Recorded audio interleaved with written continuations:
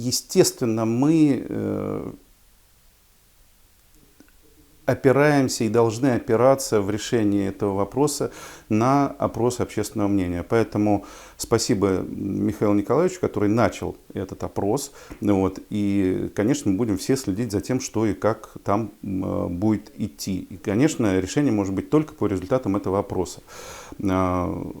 Откуда все это возникло и с чем это связано? И почему вообще возникло имя Александра Владимировича Рюмина?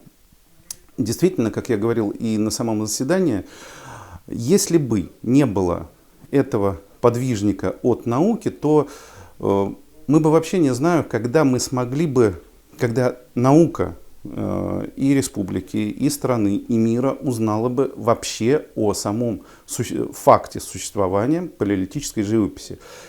Том факте, который сделал саму пещеру Шульган-Таш всемирно известной. То есть в этом стопроцентная заслуга именно сотрудника тогда Прибельского филиала Башкирского заповедника Александра Владимировича Рюмина, биолога.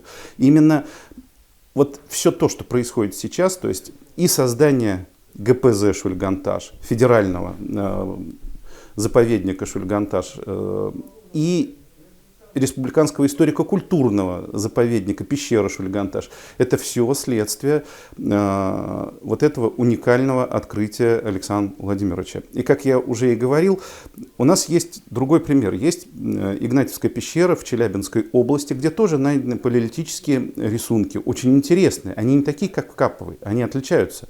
Но они, тем не менее, очень интересны. Но там не было этого подвижника. И в итоге до сих пор Игнатьевская пещера, ну, по сути дела, во-первых, мало кому известна, во-вторых, она посещается туристами, но посещается абсолютно бесконтрольно. Вы можете себе представить, что творится в этой пещере. В этой пещере, ну, скажем так, порядка нет совершенно.